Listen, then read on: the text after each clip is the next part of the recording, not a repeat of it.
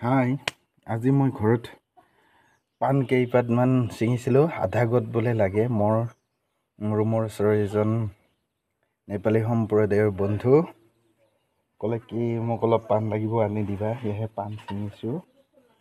এয়া চাওক, ডাঙৰ ডাঙৰ পাণ। ৰাতিপুৱাই ছিঙিব লাগে, কাৰণ ৰ'দ দিলে বেছি কষ্টও হয় আৰু পাণ কেইখিলাবিলাকৰো নষ্ট হয়। সেয়েহে মই পাণ কেইখিলামান ছিঙিলোঁ।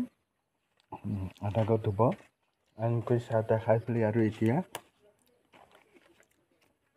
পাণ কেইখিলা ৰেডি কৰিম আৰু। প্ৰিয়ম, ক'ত বা আছিলে? দোকানত না? ৰ 1 মিনিট হা। একেবাৰে পুৰঠ পাণ চাওক।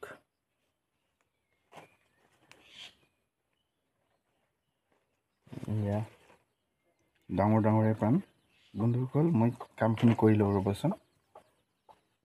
এয়া চাওক, ফ্ৰেছ পাণ। আগৰবাৰ নিওঁতে অলপ কোমলো আছিলে, কিন্তু এইবাৰ একদম ফ্ৰেছ। চিন্তা কৰিব নালাগে, আমাৰ উদয় শংকৰে ভালেই পাব পাণখিনি। পাণবোৰো গছতে সৰা নাছিলে, সেইকাৰণে এইবিলাক ছিঙি দিছোঁ, নহ'লে গছবিলাক বেয়া হ'ব যে, পাণবিলাক বেয়া হ'ব। এতিয়া ৰ'বচোন, ঠিক কৰি লওঁ। 20 খিলা পাণে বোলে 1 মুঠা। এনেকৈ এতিয়া হেৰি কৰিম আৰু ৰেডি কৰিম।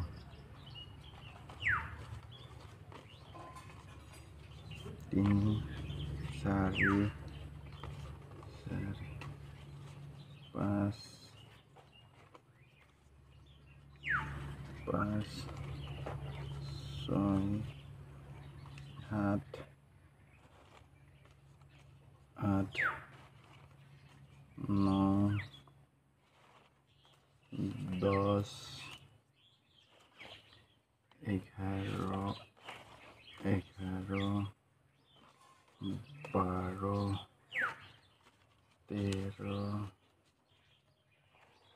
13 14 15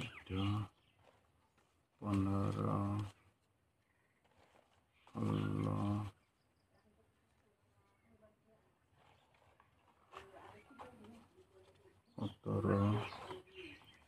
17 18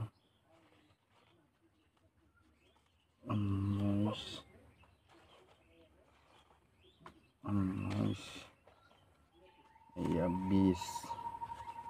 এয়া বন্ধুসকল, 20 হৈ গ'ল। এনেকৈ থলোঁ আৰু বাকীখিনি মই আকৌ ৰেডি কৰিম। এয়া পাণ প্ৰায় 20 খিলাকৈ ৰেডি হৈ গ'ল। আধা গত হৈ গ'ল। এয়া 1 2 3 4 5 6 7 8 9 10। ইয়াতে 200 খিলা পাণ হৈ গ'ল। 200 খিলা পাণ ৰেডি। আৰু ইফালে 40 খিলা আছে, আৰু এইখিনি কি কয়, ভালেই পাণ, খালি সৰু। আৰু ইফালে পকা পাণখিনি এক্সট্ৰা কৰি থৈ দিছোঁ।